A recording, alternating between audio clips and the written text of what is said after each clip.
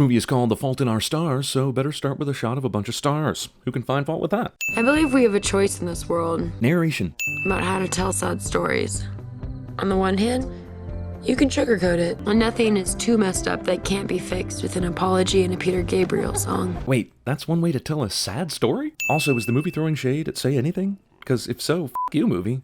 The cheesy romantic comedies with easy resolutions you're trying to take a shot at were all the copycats that came out in the 30 years since Say Anything made romantic comedies awesome again.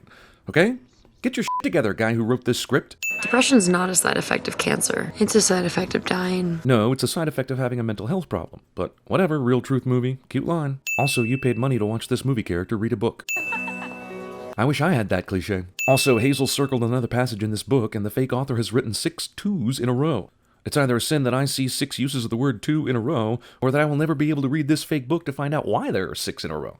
Damn you, Van Houten! Support groups can be a great way for you to connect with people who are... You might even see Tyler Durden there. We are gathered here today, literally, in the heart of Jesus. Movie thinks this cheesy Christian is some kind of new comedic territory we've never seen before. I'll spare you the gory details of Patrick's ball cancer. Basically, they found it in his nuts. Okay, so you told me it'd spare me the gory details, then you go right into the gory details. What's wrong with you, woman? And so I went. Not because I wanted to, or because I thought it would help me. Damn it, she's gonna narrate this whole f***ing movie, isn't she?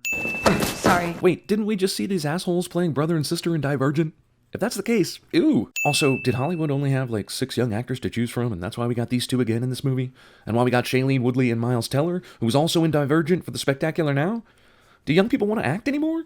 Is the entire talent pool getting diluted by the porn industry? Is Gus using the stare at the girl until she likes you technique? Because let me tell you from experience, that shit never works. I conducted many experiments in high school, and all I got was a diploma. I have great friends like Augustus Waters. Augustus Waters? This is a Mad Lib name. Pick one Caesar and one of the 4 major elements. Boom, that's your cancer friend name. My fears? Oblivion. Oh, come on, the movie wasn't that bad. Good God, that's the 2nd time we've seen this cliche. Also, new lovers are almost always faces. Of course she doesn't like him at first and thinks he's a cocky jerk. There wouldn't be a movie otherwise, would there? I thought we were in a church basement, but apparently we were literally in the heart of Jesus. Sorry, but the dictionary no longer finds fault with that particular use of literally. But you know what? Dictionary's wrong. I'd send the dictionary if I could, but I'll send the movie instead. Wait, what? What's your name? Hazel. Hazel and Augustus? Modern morose love story takes its character names from times ranging from olden to ancient. Enjoy looking at beautiful people. Man, this guy does everything in the picking up chicks how not manual. Really? That is disgusting. Ugh, you were doing really well, too. He was? There's always a Hamartia, isn't there? Marsha. It's a fatal flaw. Okay, so do you generally expect people to know that word, or are you just an asshole? Also, movie unintentionally reminds me of the Brady Bunch. Hamartia, Hamartia, Hamartia. They don't actually hurt you unless you light them. This guy carries around a box of cigarettes in order to espouse a life philosophy. So it's that type of movie, is it? Next thing I know, I found myself in an experimental trial. And she went from talking to him in the car to narrating to the audience again just like that. For sophistication. How is someone this comically bad at driving, even if they got a pity license? Best layup award. What's your story? Damn, Butler t-shirt, Indiana University, and Colts gear? Not only is this guy from Indiana, he roots for everything from Indiana. Hazel Grace. I love it when you talk medical to me. So she went over to his house, they exchanged book suggestions, and then she left, I guess? We also probably missed a hilarious driving her back to her house scene where he ran over 5 cats. iPhone is a dick to expectations. Text reading. 17-year-old wearing a Pink Floyd t-shirt. I'm confused, Hollywood. Exactly what generation are you trying to appeal to with this movie? Welcome to the sweet torture of reading an Imperial Fiction. This asshole Gus calls his could-be girlfriend while his best friend is having a psychotic episode over the breakup with his girlfriend. That's killing 2 birds with one eye. I mean, being an asshole to 2 people with 1 phone call. I've been wanting to call you for a few days now. But I wanted to let you wait and figure out if I'd ever call again. And I feel like ending your book in the middle of a sentence sort of violates the contract, don't you think? It's just so truthful. You know, you just die in the middle of life. These 2 might as well be discussing the Sopranos finale. No one who parents for a living takes notice of the violent and loud teen angst outbursts taking place in their basement. You know what makes conversations about books and movies great? Well, nothing really, but especially when someone is breaking stuff in the background for comedic effect. That's the thing about pain. It demands to be felt. So she went over to his house, they exchanged book opinions, and then she left, I guess? We probably also missed a hilarious driving her back to her house scene where he crashed into 5 McDonald's, interrupted by a hilarious Isaac kills a reindeer because he's sad scene. I cannot stop thinking about this goddamn book. It seems like the big Isaac has a psychotic episode over the loss of his girlfriend scene could have been saved for, I don't know, another movie perhaps. Mainly because the first interaction between Hazel and Gus after days and days of no contact was nearly worthless. And now here we are back to where we started 5 minutes ago. All this awesome shit in this room is an orgy of evidence that when you have teenage cancer, your parents spend out the ass to keep you as happy as possible. iPod meet cute. With hands. Okay. Okay. Are we really doing this? Perhaps okay will be our always. Because the people who did that are still happily together. Email reading. How would you like to go on a picnic with me? I know you gals love this flick, but I hope you realize the script is basically paint by numbers, spontaneous weird guy with a dash of cancer. Family that can't afford to send their daughter to Amsterdam has a f***ing 72-inch flat-screen TV in a house Tom Hanks would be comfortable in. Probably why I'm still a virgin. You are not still a virgin. Right? Someone who doesn't give a f*** like him has been laid a few times, probably even accidentally. And this is 18-year-old dudes with one leg. Yeah, because there just aren't any girls out there who would possibly have sex with a one-legged dude. I mean, have you seen Murder Ball? Those guys are quadriplegics and they're getting laid. Sorry, the tomatoes are Mexican. That's racist. Thank you. So they went on a picnic. He said they were going to Amsterdam and then they left, I guess?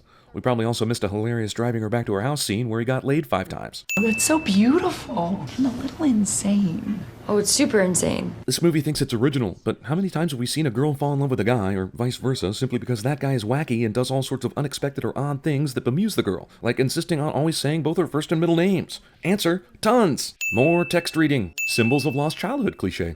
What's the matter? I don't know. Everything. Oh, Hazel Grace would be excellent at CinemaSins. All your efforts to keep me from you are gonna fail. Funny, when I say that, it's a restraining order. This guy says it. Gus, I'm a grenade. You could always date Steve Rogers. I hear he has no problem falling on grenades.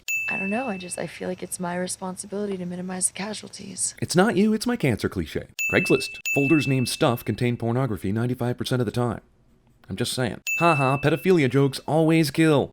Friends. Friends. This movie probably wouldn't be 2 hours and 13 f***ing minutes long if some of this insisting on being friends for stupid reasons even though they love each other bullshit was trimmed. The fault in our cheesy on-screen text messaging treatment. Jesus, half this movie is rereading the book. Haha, Google+. We're going to Amsterdam. Words every teen wants to hear from their mother while naked in a towel. Party in Amsterdam, yo! I love you so much. This girl is crying at the prospect of meeting her favorite author. I need to write a book. Author of the book this film is based on, who is known for vlogging with his brother on YouTube, now finds himself on YouTube again, being mocked. By us. Good God, we're dicks. Do you want to try it? Ew, you're gonna put this nose in this little girl's nose? Have you never been on a plane before? Confident guy is afraid of flying cliche. American Airlines. If this movie is trying to suggest the exterior shot of the plane is an establishing one for the next sleeping passengers one, well then why the f*** is the plane flying at like 2,000 feet after having traveled over Indiana, Ohio, Pennsylvania, and New York? Movie turns to all the guys that got dragged to this movie and says, haha, f*** you. Falling in Love soundtrack song montage cliche. A movie that makes a big deal out of going to Amsterdam has no interest in showing you the real reasons for going to Amsterdam. Hey guys, have I mentioned before what an annoying character trait this is? Well, just in case I haven't. Up until now, this was all fun and games, but now I actually have a boner face. If I was a teen and I had terminal cancer and I was in Amsterdam for the first and last time, I would not be going on a boat tour. That's all I'm saying. Movie suddenly turns into the ending of Twilight. Do you know what Dom Perignon said after he invented champagne? Come quickly, he said. I'm tasting the stars. Yeah, but did he find fault with them? That's my question. I mean, not like a heaven where you ride in a unicorn all day and live in a mansion made of clouds, but yes, I definitely believe in something. Everyone believes in something, you idiot. And most people who believe in God do not include f***ing unicorns in their belief system. Generic dialogue is generic. If you admit that you can play the accordion, no one will hire you in a rock and roll band. But apparently street bands need 2 of you. Gus knocks out of spite before entering without permission. Movies are better with current popular hipster soundtrack songs, as opposed to any kind of original score. Loads of alcohol and empty drinking glasses everywhere are an orgy of evidence that we're about to see some serious alcoholism. Thank you so much for writing back to us. Yours are the first missives to which I replied. But why? You obviously get tons of letters and emails and shit. And this is probably not the first time someone wrote you saying, I'm dying, please tell me the secrets to your book. So what gives? Did you dress like her on purpose? Since it's obviously the assistant that actually cared about these two and not Peter himself, it's amazing that the assistant didn't ask Hazel and Gus to come at a better time. Or warn them about what an asshole this dude is. Or anything other than running them into this freight train of dickheadedness. We bought them dinner last night. Was our pleasure. Long-adored hero turns out to be asshole cliche. I thought meeting you would help him.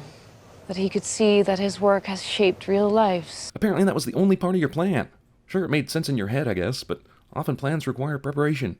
You basically ambushed a writer who wanted to be left alone, and you lied to these kids about the man Peter is. This is like a double catfish. Perhaps we can do some sightseeing? We'll go with you anywhere, person who lied to us. Wow, who knew visiting the Anne Frank house was worth possibly dying for? I'm glad you two are finally kissing and all, but this is still the Anne Frank Museum.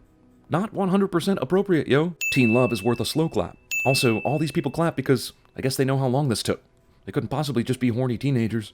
I mean, this chick carries around an oxygen tank. The journey to get to this kiss is implicit. So they went over to Anne Frank's house, they exchanged a kiss, and then they left the nice Van Houten secretary with no further explanation, I guess. We also probably missed a hilarious they get on the subway scene where inexplicably Gus has to drive the train and runs over Willem Dafoe. Not Peter Van Houten, but Willem Dafoe. Tragic. Cancer sex. Also PG-13. Also, why does her brother get to see those boobs and we don't? Oh, this isn't Divergent? You say I should know better? Who the f*** is talking to me right now? Okay, ladies, this sheet is a sin. We believe in equality here. I mean, we don't want to see this dude's junk, but we know a sin when we see one. We know it's his first time, but we're assuming it's her first time too, so I guess that was the best sex ever, right? Lining my chest, my liver. What was this asshole smiling about when he woke up this morning? When did he decide, oops, time to tell Hazel about my cancer coming back? This comes out of left field. It's a blindsiding that doesn't make any sense because the dude has been nothing but happy and unburdened the whole time he's been here, until magically, now. I'm sorry. Should have told you. Everyone in this movie dies. Would it be absolutely ludicrous if we just made out right now? You mean without reminders of the Holocaust? Cancer makes vandalism acceptable, and I'm okay with that. And I am not okay with that. We also have 24 eggs, so if I were you, I would go back inside. Monica's mom says, okay, no need to call the police, I guess. Time to catch up on Catcher in the Rye. Holden Caulfield is such a scamp. Hi. 911? Hi, 911, question mark?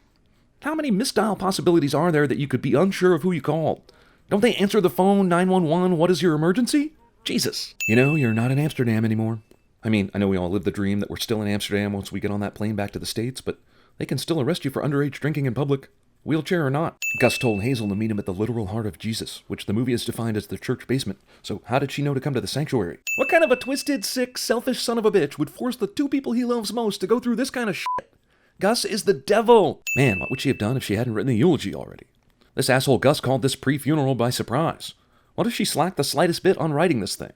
She'd wing it, and he'd still love her, but deep down inside, Gus would have resented her until the day he died, which, you know, is tomorrow. Some infinities are simply bigger than other infinities. Ah, even when the villain of the movie isn't there to hear those words being thrown back at him, it's still annoying as fuck. I had something prepared, but now it's time to speak from the heart cliche. Funerals, I decided, are not for the dead. They're for the living. Character states the obvious as though it's some kind of insightful prose. Movie tries to beat Manos the Hands of Fate for longest driving scene ever. No, he didn't write it. Gus wrote it. Apparently Gus wrote something down and then sent it to Van Houten. What?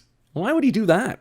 I mean, if he actually wanted the odds to be good, that she'd read it at least. We all want to be remembered. Previously on The Fault in Our Stars. Movie has the exact beginning and ending of the series Lost. Also, Hazel Grace died 3 weeks later, followed by the blind kid 2 days after who was hit by a car. John Green. Actually, hold on. I think it's Hank Green that's the sin. Definitely Hank Green. The one with the glasses.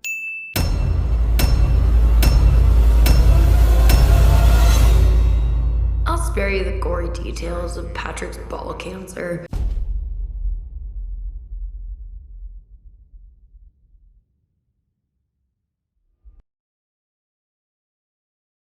I may switch you to Zoloft. You know what? Why I'm here in the first place is to sell you meth. I'm just here. See this circle? Time is a flat circle. Gus, I'm a grenade. What you don't understand is I'd catch a grenade for ya.